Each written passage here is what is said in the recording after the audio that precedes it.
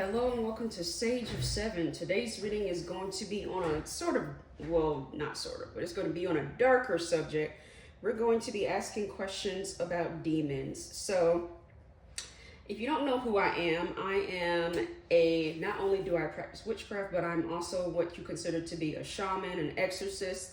So I've had a lot of run-ins with demonic entities. So this reading is for me to, get more educated, to know what I'm dealing with, and to get educated on, more efficient ways to deal with that and how to remove that. I want to know where they come from. I want to know how to remove them, and I think this will be helpful for you guys watching as well, because at the end of the day, I personally believe that, we all humans, we are all born with the authority to remove these things from our life.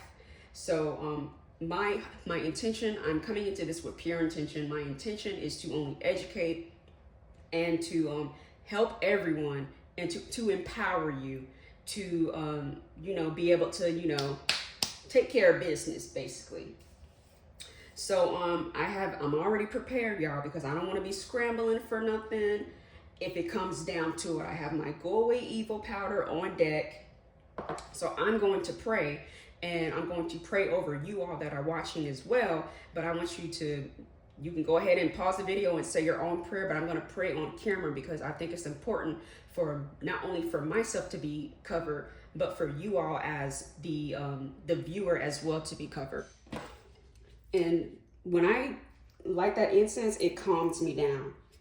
All the nervous energy is like poof.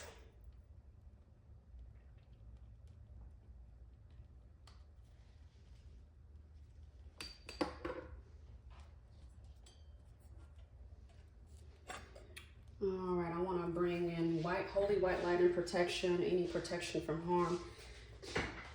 Put a hedge of protection around me, around the viewers of the reading as well. Protect them from any sort of low vibration, any sort of energy, any negative energy, anything demonic. Protect them and protect their homes as well as they're watching this. Put a force field around their television or whatever streaming device they're using, as well as put a force shield around me. All right. I feel much better after doing that. Some people may think it's too much, but I'll do too much before I get caught lacking. Okay. So before I do the reading, I just want to confirm again. Am I good to go ahead and do this reading about, the topic of demons? Am I good to go ahead and do this reading?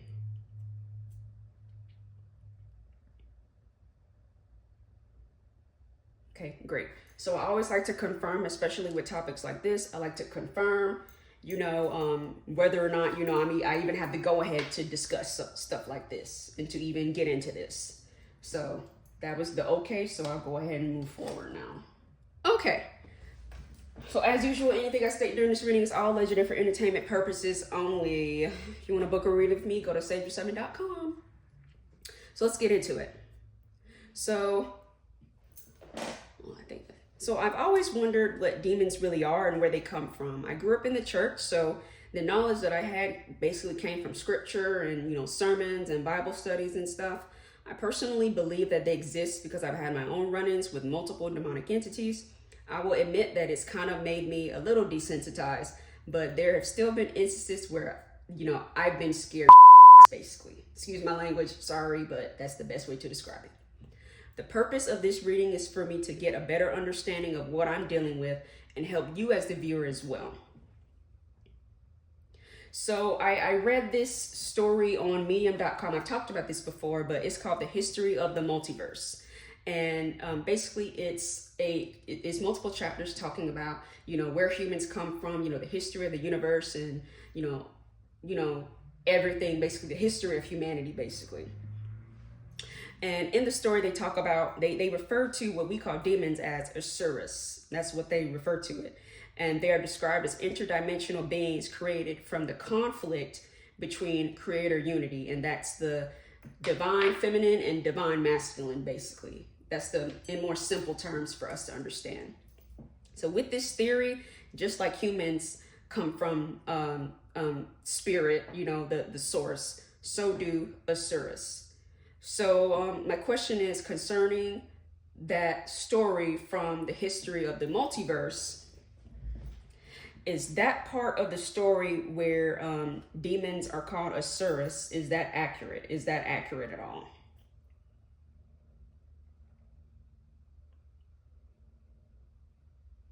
Okay, so I'm getting that that's not accurate.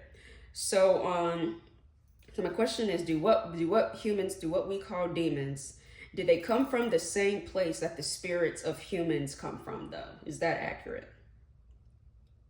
So there is a little iffy on, it's saying that the naming is not correct, but you know, both humans, we all come from all souls, whether, you know, on the lower plane, like where demons come from, or in the higher plane where humans and other intelligent life form come from, we all come from the same place, basically. So is the part about, you know, demons being born from the conflict between the divine feminine and divine masculine parts of creator unity, is that accurate? Is that accurate?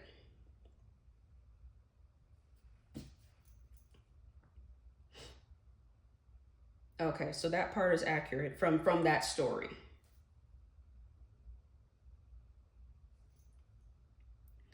Okay, so are demons interdimensional beings? Are they interdimensional beings?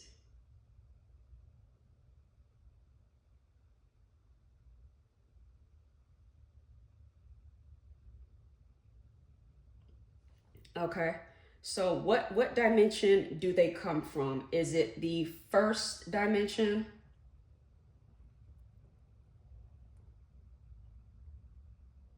Okay, second dimension?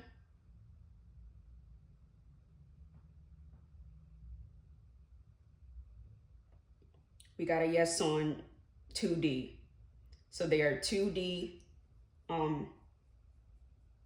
I don't know if you can call them beings, but they're 2D beings, I guess. Okay, so according to Google, an entity is a thing with distinct independent existence. And existence, semicolon, I think that's semicolon, being. So my question is, are demons considered to be entities then? I'm sorry, y'all, my lamp just flickered.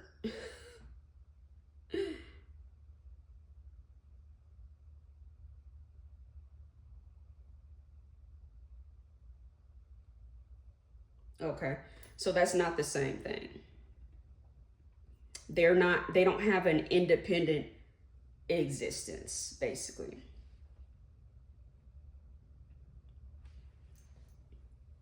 Okay, so do demons attach to humans? Do demons attach to humans?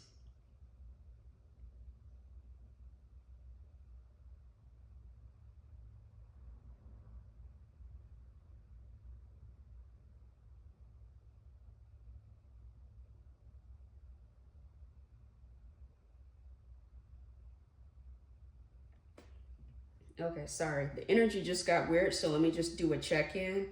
Is there any sort of demonic energy around me right now? Okay, good. And I'm going to keep the check-in with y'all because I want y'all to see the whole process of what I do. Is it just my nervous energy right now? Well, I'm sorry, but y'all flickering lamps over here. Y'all flickering lamps. How else am I gonna? Let me just calm down. I'm sorry. I was good until the lamp started flickering, y'all.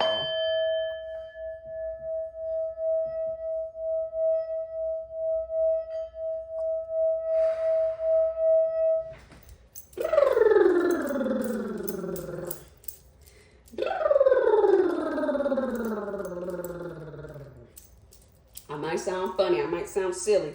But things like this really do help when you're doing a reading and when, you know, you may get nervous and stuff like that. So I guess I'll use the spiritual cards then to answer this question. My question was, why do they attach to humans? Uh-oh. Is it upside down? Yeah. Okay, here we go. Why do they attach to humans?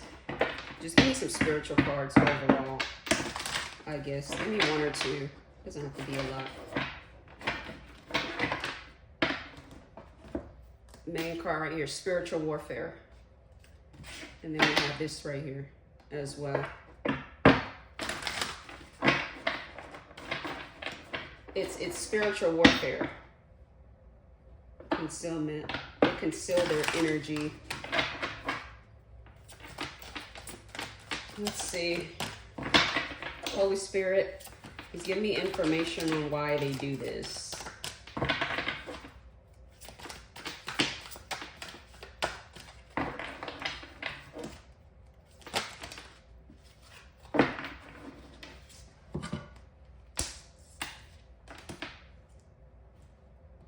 So when you have sleep paralysis, that's when they really, that's the main telltale sign.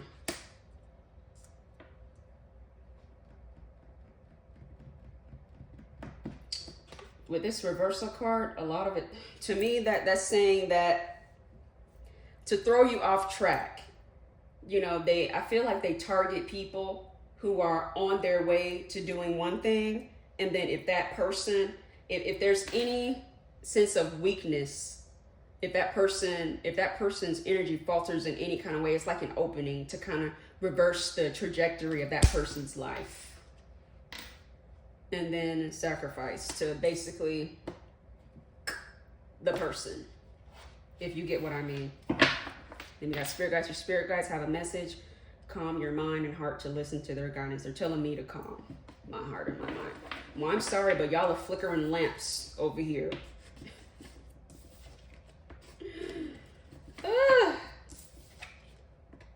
And also, to me, this is talking about people doing sacrifices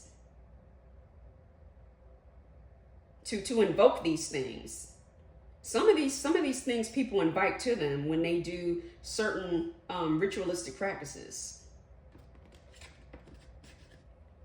So let's confirm that, because that came to mind. So can humans invite things like demons to attach to them? So you can. Okay. I'm not going into how. I'm not giving y'all, I don't even know. I'm not even going into that. Well, I already said with the rituals and sacrifices and stuff, but, you know, I would not advise that. To each his own, though. So can demonic attachment be prevented? Can it be prevented?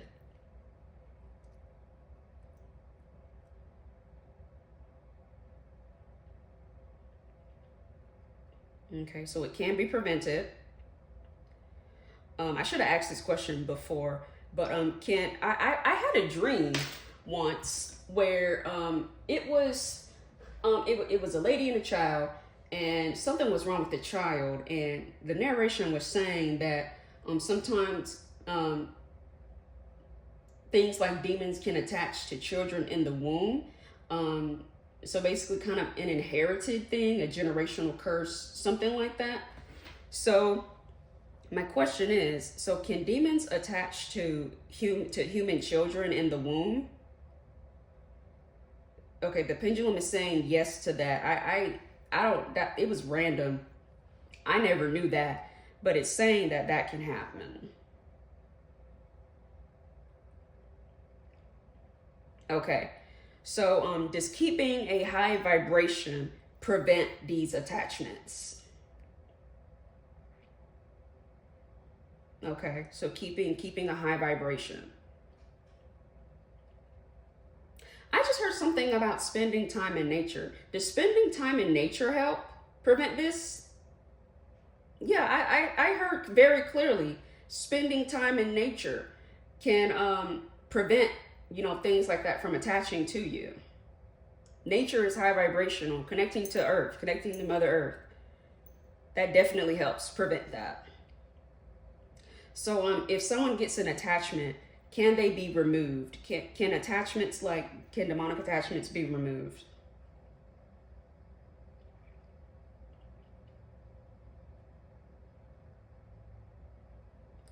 Okay.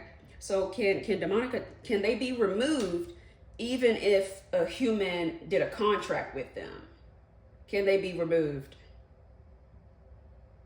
Okay, so there is hope. Even people that invite stuff like that to them, it can be reversed. You got to call on the Most High though. You got to really get some work done. It's not too late. People like to try to make it seem like it's too late when you do something like that, but it's not too late.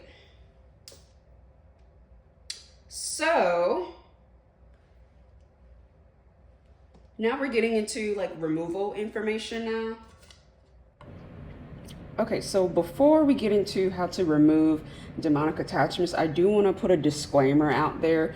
So I think it's okay for the average person to try to remove like a lower ranked demonic attachment, something that is not of high rank, something that's pretty weak. I think that it's okay for us to use our own methods. But if it's going to be something that's, pretty high ranking, pretty powerful, I do suggest that you enlist the help of some sort of priest, shaman, a witch, or someone with a little bit of more knowledge, and someone that specializes in that, because the last thing I want to happen is for anybody to get hurt. Also, you want to make sure that when you're doing this, you want to make sure that you protect your energy, and yet you protect your body, that you protect yourself.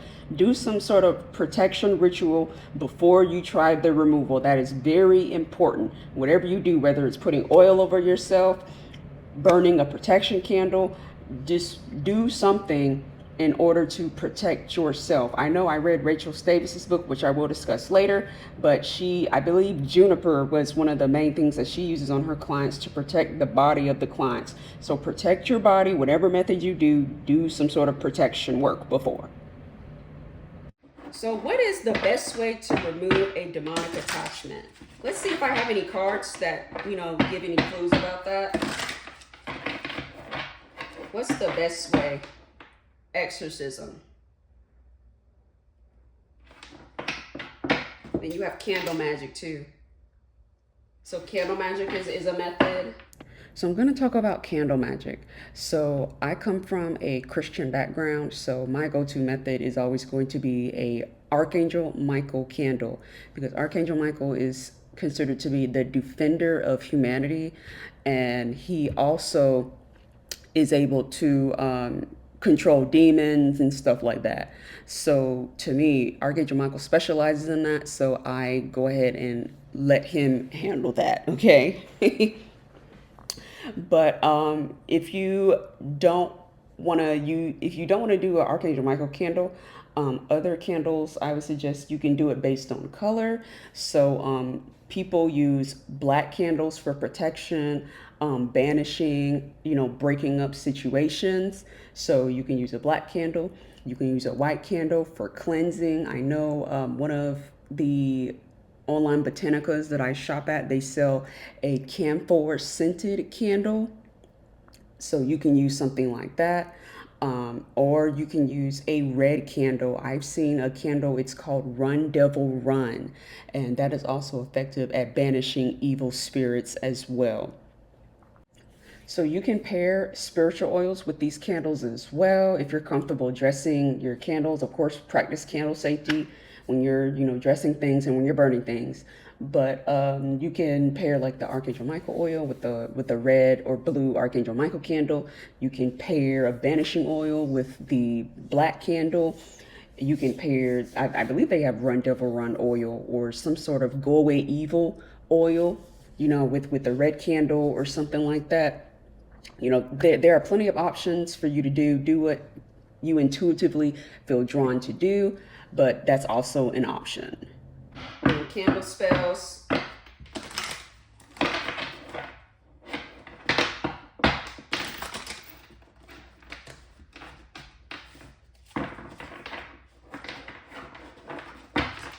We got binding spells. Some of these cards, this is the first time I'm seeing some of these come out. in a reading. Usually I'll get the same cards out of this deck, but the uncommon cards are coming out. So I think you can bind, but that's a little complicated. You have to know like some occult methods for that. But you know, you could say things like it doesn't necessarily have to be occult. You could easily, I've heard some people say like you could tell things like I bind it in the name of some people say in the name of Jesus, but I personally say I would say I bind this demonic entity in the name of the Most High Creator of the universe. That's what I would say. But you could also use Jesus, of course, but candle magic again. So what is the best way to remove a demonic attachment? Make sure, yeah, I'm filming. I would have been too mad if I wasn't filming. I forgot, I get so in the zone, I have to make sure I'm filming. What's the best way to remove a demonic attachment? A way that everybody can do, well, at least everybody would assume. Well, I would say everybody. Because not everybody has access to like a priest. Not everybody has access to a shaman, a witch, you know, somebody in the know. Not everybody has access to that. And that's the point of this reading, is to bring access to the everyday people to handle stuff like that. We have crown chakra.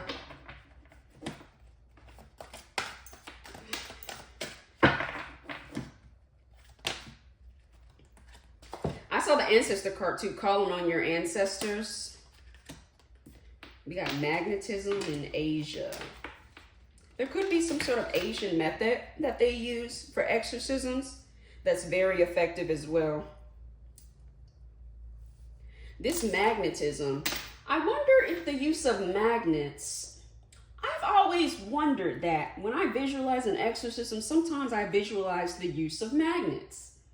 And I wonder if you can actually use magnets. I don't know what kind of magnets again, but I wonder if you can use magnets to kind of pull the entity out of the human body. That's a theory of mine. I've never seen it, but I'm curious about that. If anyone knows anything about the use of magnets when it comes to exorcisms, I mean, I'm willing to explore it, of course, but I'm very curious. I'm literally seeing something dealing with magnets pulling the entity out. You know, I forgot where I heard this from, but my spirit is bringing my attention to the use of magnets when it comes to helping people with like depression, mental health issues. Something about the magnet. The magnet is not only helping them health-wise, physiologically, but it's helping them spiritually as well, because I see magnets being used. That could be thousands of years in the future where like healing centers are used, you know, with magnets to help people with attachments. We got the ops. This card represents an enemy. This person is not to be trusted. Watch your back. Look to supporting cards to find who this person is. Uh-oh, we got the ops. The enemy tries to kill, steal, and destroy. Wow. That's what I just heard when I saw that card. He is defeated. The devil is defeated. That song, who is it? Is it Kurt Carr? We declare war against the enemy. He is defeated. Satan's under our feet. We cannot lose with the Lord on our side. Satan, this is it. We're tired of taking it. Satan, we declare war. If you heard that song, go listen to that song. We Declare War, Kurt Carr. We had the spiritual warfare card out. That's immediate. I'm just hearing messages, songs, and stuff when I'm seeing that card. It's spiritual warfare at its finest. That's all it is. But what was I saying? I think I talked. Did I talk about this card? Call on your ancestors to help you as well.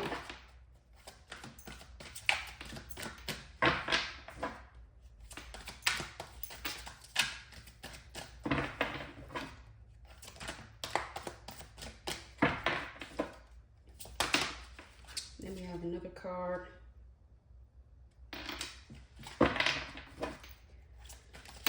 Let's see, what's the best way to remove a demonic attachment? Now, let's get back into focus. I mean, honestly, like I have to be unbiased when I do my reading too.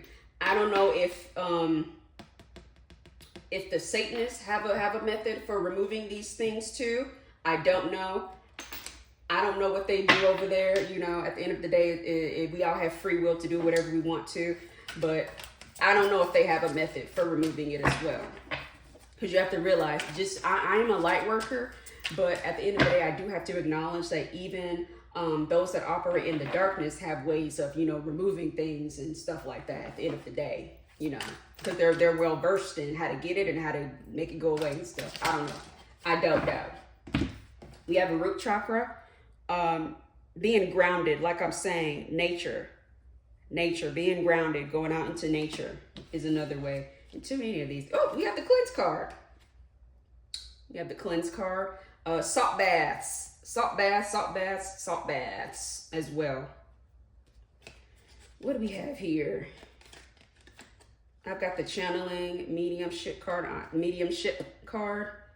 Clairsentient. Like I'm saying, I am feeling things, babe. I'm feeling things right now. Meditation as well can remove these. So that's funny because I'm gonna bring up a meditation as well that I found.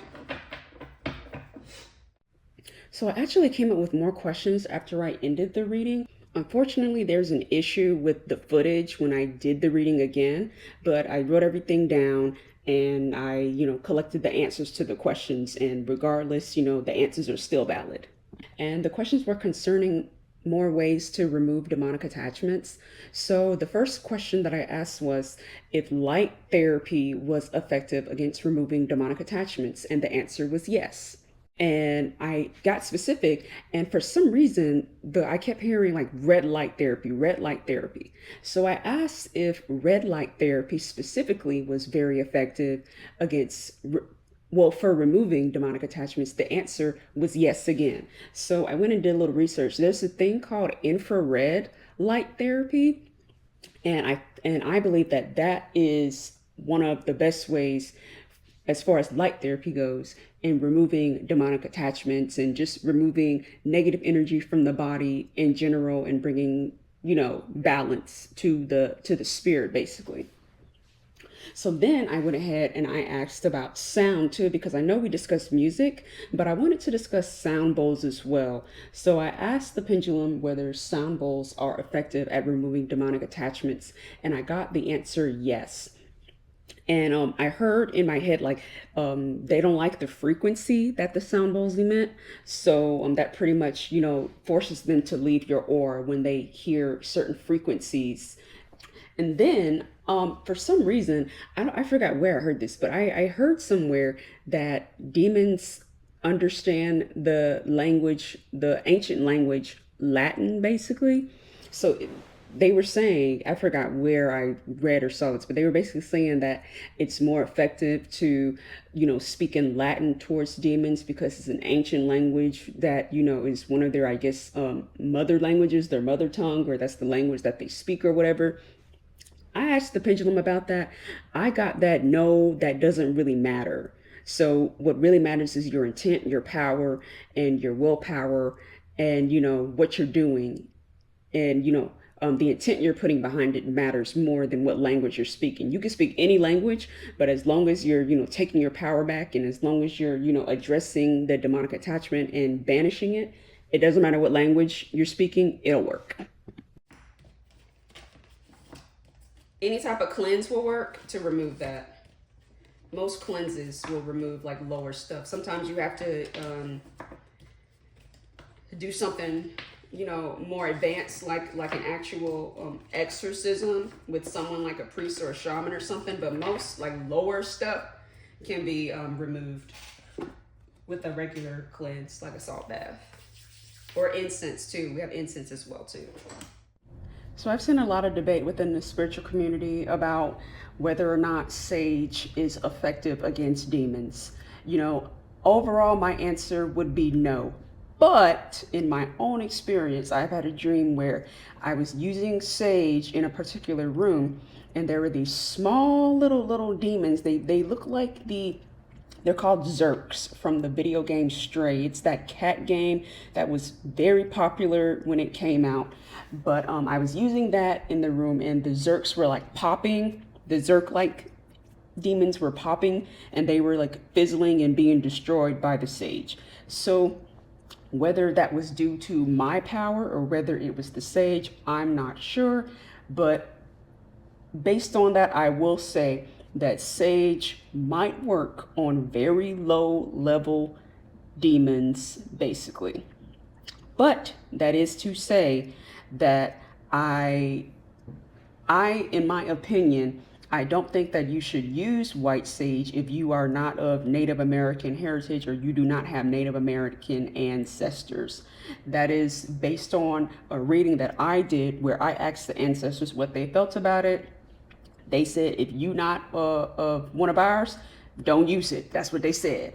So, that's from the ancestors' mouth. So again, if you want to use white sage to clear out very low level demons, I think it's fine. If you have the power behind it, I think it'll work. But otherwise, overall, for most demons, I'll say white sage does not work in most situations. But there are some alternatives that you can use. A good alternative to white sage is definitely rosemary.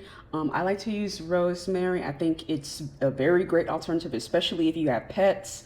Rosemary is okay to use, I think, around cats and dogs alike. I know for cats, I think rosemary herb is okay to use in the home. I'll look that up. Make sure you look that up and use, and talk to your vet, of course. But as far as resins go, you can use things like camphor, benzoin, copal. There are plenty of alternatives to use if you want to use it in your banishing ritual to get some sort of demon or demonic presence away from you or away from a space, basically. My personal suggestion would be to use that go away evil powder that I use. It is by Indio, and I think it's called Powerful Indian Powder, if I'm not mistaken, and it's their go away evil powder. I asked the ancestors, that's okay for anybody to use. It's just a naming convention that they put on there. But I guess the formula they use is not attached to a particular religion, spiritual practice, or denomination. I don't know what they put in it. All I know is that go away evil powder is effective for everything, babe. Whether it's a hex, a curse, sex magic, any sort of demonic attacks against you. Anything, go away evil powder is your all around powder. So to me, if you don't get anything else, get that go away evil powder for your everyday use and you will be good to go. I got that. I saw that on Blue Nola Tarot, I believe is the channel. I saw her using it and I looked at it. I said, I gotta have that. I started using it and I've been hooked ever since. It is so effective and it's not expensive, and I've kept that powder. It keeps a very long time too, so long shelf life. So if you don't feel like going out to get all these herbs and resins and stuff, go get that go away evil powder and you're set. Okay, so my next question was, I've heard that demons don't like crosses, just the cross pattern. Is this true? Do demons dislike crosses? Okay, so you have the Christian cross. You also have the Ankh as well. That's effective as well, an Ankh as well. If you don't want to use a Christian cross, you can use an Ankh. The Egyptian Ankh. That's what I'm talking about. So my question is, are there any other geometric patterns that demons don't like? Is there any other geometric pattern that they don't like? So it's just the cross. They do not like crosses. I have on a cross necklace right now as well, because I came fully prepared, y'all. I wear crosses daily anyway, but I made sure to have it for this reading, y'all. So I heard a priest on TikTok. He said that they don't like any music praising God. Is this true? Do demons dislike music praising God? So any sort of music that praises the Most High God, that'll also keep demons away. It doesn't have to be, like I'm saying, it doesn't have to be Christian music. Whatever faith you are and you believe in the Most High God, again, they don't like it. The priest, he recommended the song Adeste Fidelis, I believe. Like I said, I don't speak Latin, whatever language it is in. But the equivalent, the English equivalent is the "O Come All Ye Faithful" song. Basically, that's the song that he recommended that you play. For some reason, they really don't like that one because it's just so high vibrational. So that's a good one to use. So I've seen something called the Arcturian Entity Extraction Protocol. If you don't know what Arcturians are, they are an extraterrestrial intelligent species. So they're very intelligent, very advanced people, basically. So this entity extraction protocol from the Arcturians, is this a good way to remove demonic entities that are attached to humans? Okay. Something about the frequencies that they use, so that it is actually real. I'm getting a very enthusiastic yes. To me, if you find that, they pretty much do the work for you with the frequencies that they're using. You know, it's really going crazy. It's really going crazy for that one. So definitely use that. So I got one Arcturian.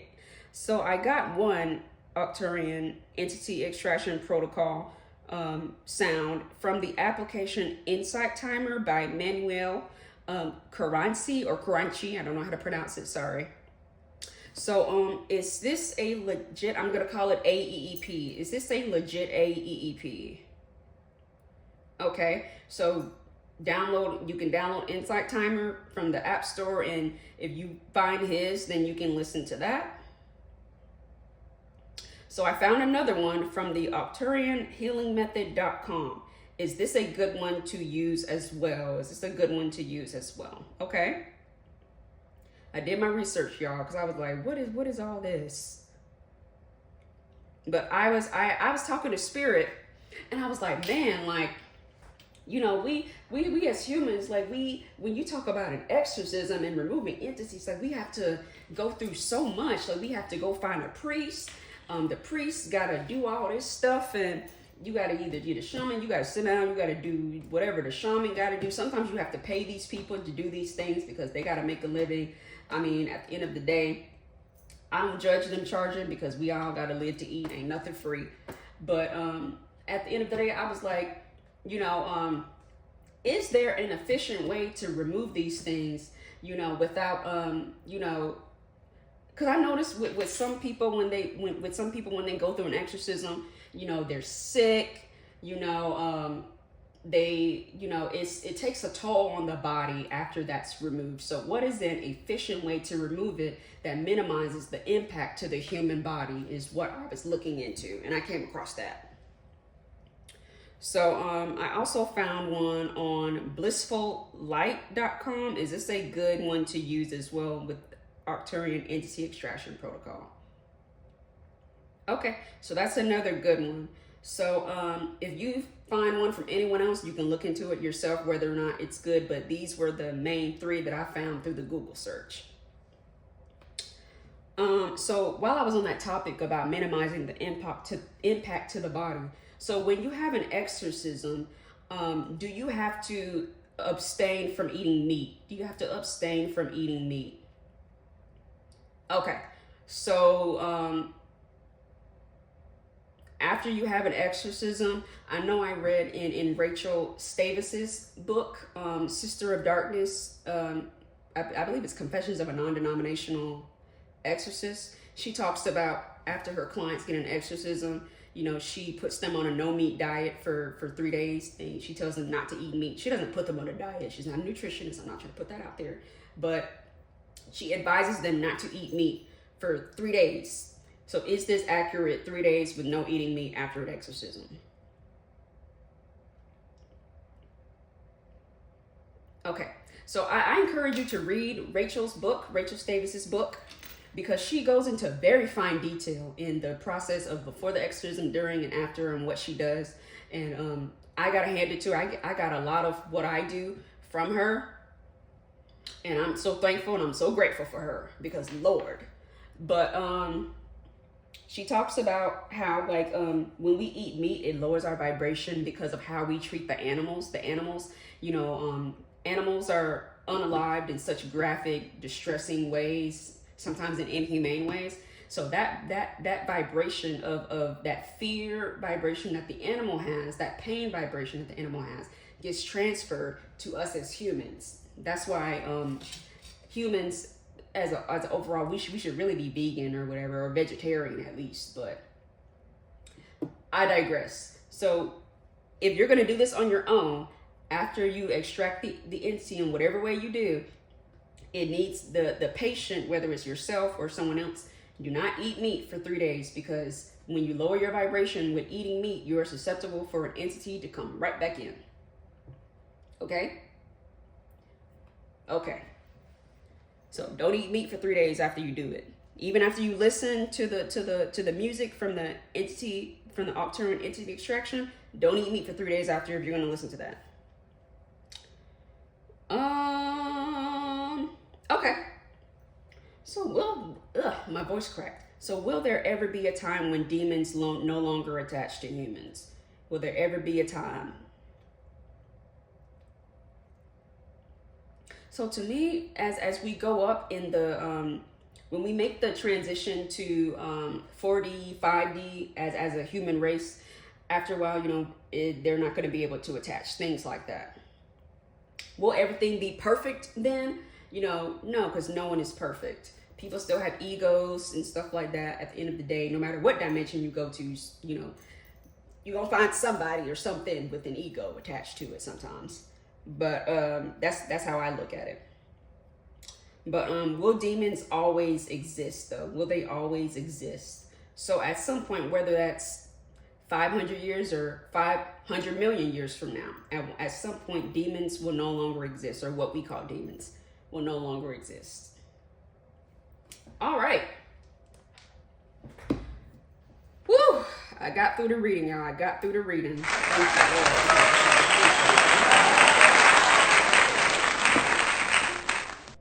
That is it. Those are the only questions I have so far. If you think of any other questions, by all means, put them in the comments, of course. This reading was more geared towards, what are they, how do we deal with it and stuff. But if you have any other questions that you can think of, by all means, put them in there, and I may do a part 2 if I feel up to it. All right, so as usual, anything I stated during this reading is all legend and for entertainment purposes only. If you want to book a reading with me, go to SageYou7.com. Peace.